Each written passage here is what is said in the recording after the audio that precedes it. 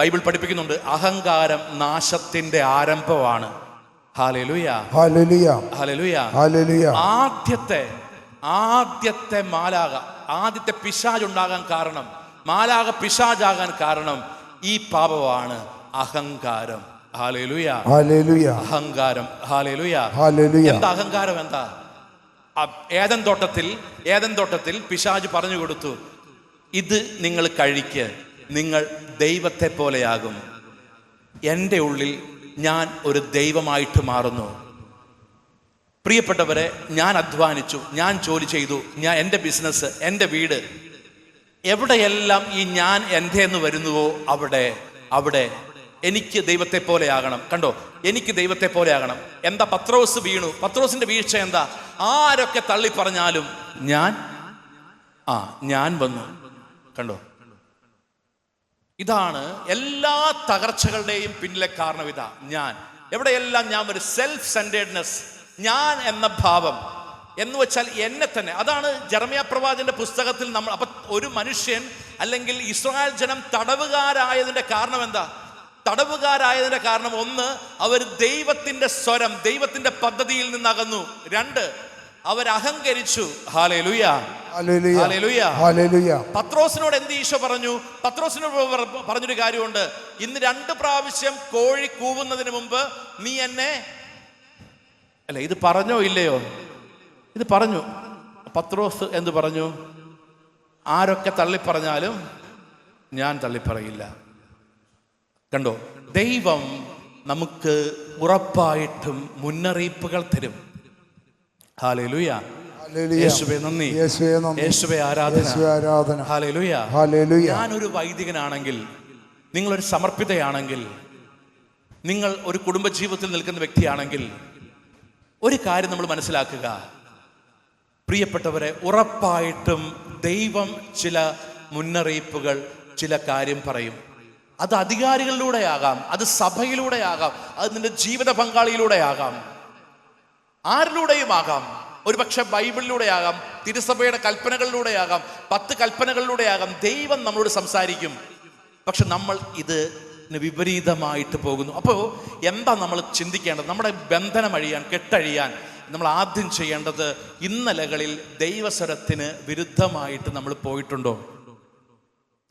Hallelujah, hallelujah. യേശുവേ ആരാധന. Hallelujah, hallelujah, hallelujah, hallelujah. യേശുവേ ആരാധന. Hallelujah, hallelujah, hallelujah, hallelujah. യേശുവേ ആരാധന. Hallelujah, hallelujah, hallelujah, hallelujah. ഒരു 2 വർഷം മുമ്പ് ഒരു ഭർത്താവും ഭാര്യയും പ്രാർത്ഥിക്കാൻ വേണ്ടി വന്നു. പ്രാർത്ഥിക്കാൻ വേണ്ടി വന്നപ്പോൾ അവർ 2 പേരും IT ഫീൽഡിൽ ജോലി ചെയ്യുന്നവരാണ്. അപ്പോൾ ഈ സഹോദരിക്ക് സിവിയറായ ഭയങ്കര ബാക്ക് പെയിൻ ആണ്, നടുവേദന ഭയങ്കരമാണ്. അപ്പോൾ ധ്യാനത്തിന് വന്നതാണ്. അപ്പോൾ ഞങ്ങൾ പ്രാർത്ഥിച്ചു, ഒരുമിച്ച് പ്രാർത്ഥിച്ച് കഴിഞ്ഞപ്പോൾ ഇവർ പറഞ്ഞു, അച്ഛാ, എനിക്ക് വിവാഹം കഴിഞ്ഞാണ് ഈ നടുവേദന വന്നത്. അത് മാത്രമല്ല, ഇപ്പോൾ ഈ IELTS പരീക്ഷ എഴുതിയിട്ട് ഇപ്പോൾ 7 പ്രാവശ്യം എഴുതി, നിസ്സാര മാർക്കിന് ഞാൻ പരാജയപ്പെടുന്നു. Hallelujah, hallelujah, hallelujah, hallelujah, hallelujah, hallelujah, hallelujah. പെട്ടെന്ന് ഒരു വചനം എൻ്റെ മനസ്സിലേക്ക് വന്നു. മക്കൾ ദൈവത്തിന്റെ ദാനമാണ്, ഉദരഫലം ദൈവത്തിന്റെ അനുഗ്രഹമാണ്. അപ്പം ഞാൻ ചോദിച്ചു, നിങ്ങളുടെ ദാമ്പത്യ ജീവിതത്തിൽ മക്കളെക്കുറിച്ച് അശോ ഞങ്ങളൊരു തീരുമാനം എടുത്തിട്ടുണ്ട്, ഇത് പാസ്സായി വിദേശത്ത് ചെന്ന് ഒന്ന് സെറ്റിൽഡായിട്ട് മതി മക്കൾ, അതാണ് തീരുമാനം. ഞാൻ പറഞ്ഞു, ഈ തീരുമാനം ഈ ധ്യാനത്തിൽ വച്ച് മാപ്പ് ചോദിച്ച് തിരുത്തുക. നിങ്ങൾ നാളെ തന്നെ കുഞ്ഞുങ്ങൾക്ക് വേണ്ടി ശ്രമിക്കണമെന്നല്ല ഞാൻ പറയുന്നത്. പക്ഷേ it is against the will of God, it is against the commandment of God. ദൈവകൽപ്പനയ്ക്കെതിരാണ്. പ്രിയപ്പെട്ടവരെ, അന്ന് വൈകുന്നേരത്തെ ആന്തരിക സൗഖ്യ ആരാധന കഴിയുന്നു. ഇന്ന് വരെ അവർക്ക് ബാക്ക് പെയിൻ ഇല്ല. Hallelujah, hallelujah, hallelujah, hallelujah, hallelujah, hallelujah, hallelujah. യേശുവേ നന്ദി. ദി വെരി നെക്സ്റ്റ് ഡേറ്റ് അവരെൻ്റെ അടുത്ത് പ്രാർത്ഥിക്കാൻ, അച്ഛൻ ഡേറ്റ് എടുത്ത് തരിക. ഞാൻ ചോദിച്ചു, ഏത് ഡേറ്റിന് അടുത്ത പരീക്ഷ? 2 ഡേറ്റ് അവരെന്നോട് പറഞ്ഞു. ഞാനൊരു ഡേറ്റ് പറഞ്ഞു കൊടുത്തു. അവർ പരീക്ഷ എഴുതി, അവർ പാസ്സായി. അത് ശ്രദ്ധിക്കുക, ഞാൻ ഡേറ്റ് പറഞ്ഞു കൊടുത്തിട്ട് പരീക്ഷ എഴുതി പാസ്സായതൊന്നുമല്ല. അല്ല, ഞാൻ പറഞ്ഞ ഡേറ്റിൽ പരീക്ഷ എഴുതിയത് കൊണ്ടല്ല. അവർ അവർ ദൈവകൽപ്പനയുടെ ലംഘനത്തിന്റെ കീഴിലായിരുന്നു. അവർ ഒരു ബന്ധനത്തിന് കീഴിലായിരുന്നു. ഒരു കാര്യം ഓർക്കുക, പല ഭൗതിക തടസ്സങ്ങളുടെയും പിന്നിൽ ആത്മീയ വിശുദ്ധീകരണത്തിന്റെ ഒരു മേഖലയുണ്ട്. ഈ ധ്യാനത്തിൽ ശ്രദ്ധിക്കുക. പല കുടുംബങ്ങളും പ്രാർത്ഥിക്കാൻ വരുമ്പോൾ പ്രിയപ്പെട്ടവരെ, നമ്മൾ മനസ്സിലാക്കേണ്ട ഒരു കാര്യമുണ്ട്. പല ഭൗതിക തടസ്സങ്ങളുടെയും പിന്നിൽ കിടക്കുന്നത് ആത്മീയ വിശുദ്ധീകരണത്തിന്റെ മേഖലയാണ്. ഹല്ലേലൂയ. അപ്പൊ ദൈവകൽപ്പന. 2, ഈ ഞാൻ എന്ന ഭാവം വരുമ്പോൾ പ്രിയപ്പെട്ടവർ, അവിടെ സംഭവിക്കുന്ന കാര്യം ഇതാണ്. അവിടെ പെട്ടെന്ന് പിശാച് കയറും. ഹല്ലേലൂയ, ഹല്ലേലൂയ, യേശുവേ ആരാധന, ഹല്ലേലൂയ, ഹല്ലേലൂയ, ഹല്ലേലൂയ, ഹല്ലേലൂയ. ഇതാണ്, ഈ 2 കാരണങ്ങളാണ് ഇസ്രായേൽ ജനം അടിമത്തത്തിലേക്ക് പോയത്. ഹല്ലേലൂയ, യേശുവേ ആരാധന, ഹല്ലേലൂയ, ഹല്ലേലൂയ. ഒരിക്കല് ഒരു പോപ്പുലർ മിഷൻ ധ്യാനം നടക്കുക. അപ്പൊ പോപ്പുലർ മിഷൻ ധ്യാനം നടക്കുമ്പോൾ പോപ്പുലർ മിഷൻ ധ്യാനത്തിന്റെ തലേ ആഴ്ച ഈ അനൗൺസ്മെന്റ്, തലേ ആഴ്ച ധ്യാനത്തെ ഒരുക്കാൻ വേണ്ടി പോകും. അപ്പോൾ ധ്യാനത്തെ ഒരുക്കുന്ന സമയത്ത് അച്ഛന്മാർ ഞങ്ങൾ പറയും, രാവിലെ 5:30 മുതൽ 7 മണി വരെ, വൈകുന്നേരം 6:30 മുതൽ 9 വരെ ധ്യാനമുണ്ട്. കുടുംബം അടച്ച് ധ്യാനത്തിൽ പങ്കെടുക്കണം. അപ്പോൾ ഒരു കുടുംബം ഈ ഞായറാഴ്ച ഈ അനൗൺസ്മെന്റിന്റെ കുർബാന കഴിഞ്ഞപ്പോൾ ഒരു ഭർത്താവും ഭാര്യയും എൻ്റെ അടുത്ത് വന്നു. അച്ചോ, ഞങ്ങളൊരു വലിയ സങ്കടത്തിലാണ്. ഞാൻ ചോദിച്ചു, എന്താ കാര്യം? അച്ഛാ, കാര്യം ഇതാണ്, ഞങ്ങളുടെ ബിസിനസ്സാണ്, അപ്പനായിട്ട് തുടങ്ങിയതാ. 10-40 ജോലിക്കാരുണ്ടായിരുന്നു. പക്ഷേ പ്രശ്നം ഇതാണ്, ഇപ്പോൾ 10-12 പേരേ ഉള്ളൂ. അവർക്ക് പോലും സാലറി കൊടുക്കാൻ സാധിക്കുന്നില്ല. 1.25 കോടി രൂപയുടെ ഒരു കടബാധ്യത. ആകെ ഞങ്ങളുടെ അനുദിന കാര്യങ്ങൾ പോലും ഇപ്പോൾ നടക്കുന്നില്ല. അപ്പോഴാണ് അച്ഛൻ പറയുന്നത്, വൈകുന്നേരം 5 ദിവസം കട പൂർണ്ണമായിട്ട് അടയ്ക്കണം, വൈകുന്നേരങ്ങളിൽ കടയടച്ച് ധ്യാനത്തിൽ പങ്കെടുക്കണം. അച്ചോ, അത് ഞങ്ങൾക്ക് കൂടുതൽ ഭാരമാണ്. അപ്പം ഞാൻ പറഞ്ഞു, നിങ്ങൾ പ്രാർത്ഥിച്ച് ചെയ്യേ, ഈശോ പറയുന്നത് പോലെ ചെയ്യും, ഞാനും പ്രാർത്ഥിക്കാം. അങ്ങനെ ഞാനവരെ പ്രാർത്ഥിച്ചു വിട്ടു. ധ്യാനം തുടങ്ങുന്നതിൻ്റെ ഇടയിൽ അവർ പറഞ്ഞൊരു കാര്യമുണ്ട്. അച്ഛാ, ധ്യാനം തുടങ്ങി, അച്ഛാ ഞങ്ങൾ 5 ദിവസം കടയടച്ച് ധ്യാനം കൂടുകയാണ്. ഞാൻ പറഞ്ഞു, ദൈവം നിങ്ങളെ അനുഗ്രഹിക്കട്ടെ. അപ്പോൾ ഇവരൊരു ദിവസം പ്രാർത്ഥിക്കാൻ വന്നപ്പോൾ ഞാൻ ചോദിച്ചു, ഈ നിങ്ങൾക്ക് കടബാധയുണ്ട്, ഈ കടബാധ മാറാൻ, അച്ഛാ കടബാധ മാറാനുള്ള കാര്യം, എൻ്റെ കുടുംബസ്വത്ത് കിട്ടിയത് ഒരു പ്രോപ്പർട്ടി കിടപ്പുണ്ട്, അത് വിറ്റുപോയാൽ ഈ കടബാധ മാറുമെന്ന് മാത്രമല്ല, ഈ ഞങ്ങൾക്ക് ഈ സ്ഥാപനം ഒന്ന് ശരിയാക്കാം. പക്ഷെ ഒരു പ്രശ്നം ഇതാണ്, കഴിഞ്ഞ 8 വർഷം കഴിയുന്നു, 9 വർഷമാകുന്നു, അതിൻ്റെ വിൽപ്പനയ്ക്ക് ശ്രമിച്ചിട്ട് നടക്കുന്നില്ല. അച്ഛനൊന്ന് പ്രാർത്ഥിക്കുക. ഞാൻ പറഞ്ഞു, ഞാൻ പ്രാർത്ഥിക്കാം.